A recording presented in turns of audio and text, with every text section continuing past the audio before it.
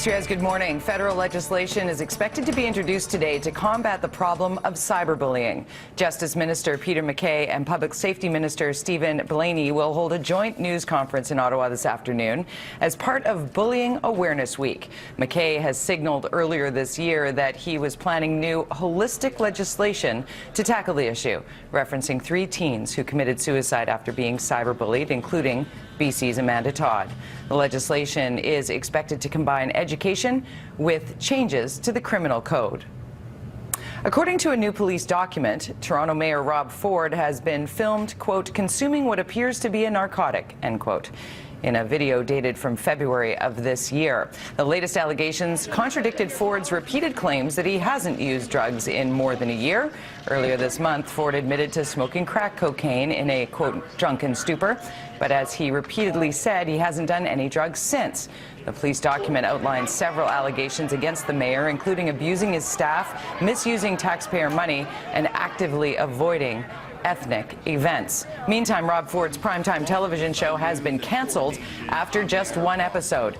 Sun News Network says Ford Nation was the highest-rated show in the channel's history, but the 1-hour show took 5 hours to record and another 8 hours to edit, making it simply too costly to continue.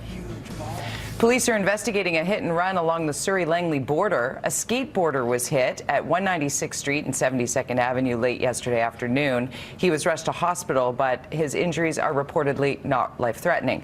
The car involved is smaller and possibly brown in color. Police say there is a possibility that the driver doesn't realize he hit anyone. Temperatures dipped below freezing across much of the south coast overnight. Roads are slick this morning, and as we head into the winter season, police and ICBC are teaming up to improve road safety. Greg Harper is live in East Vancouver with more on this topic. Greg? Good morning, Jody. How do you feel being a pedestrian in the city? Do you feel safe?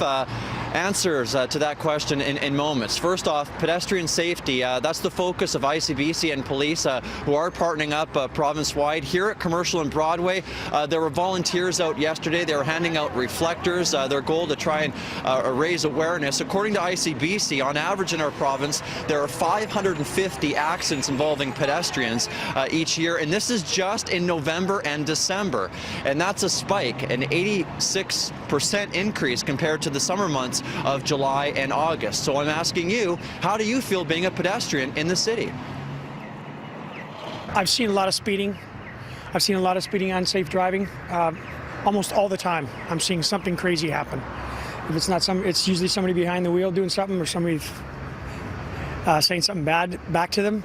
I'm observing that people are rushing too much. You know, rushing to get to the bus, rushing, and they got to slow down.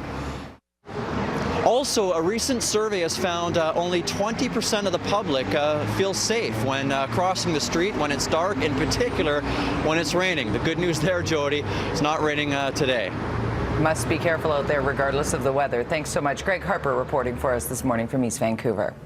There has been another attack on the UBC campus, but police don't think it's related to a string of sexual assaults. An 18-year-old student is recovering from slash wounds he received yesterday morning. He was attacked during a robbery attempt while returning to his residence complex. The slashing happened around 4 a.m. in the 2500 block of West Mall. The attacker was a Caucasian man around 40 years old with a graying beard and short gray hair. Hikers are hoping they get another chance to climb the Grouse Grind this fall. The grind has been closed due to weather conditions, which include snow near the top of the trail. The rest of it is slippery and muddy from the rain. The grind could be reopened briefly before the annual winter shutdown, or it could stay closed until spring.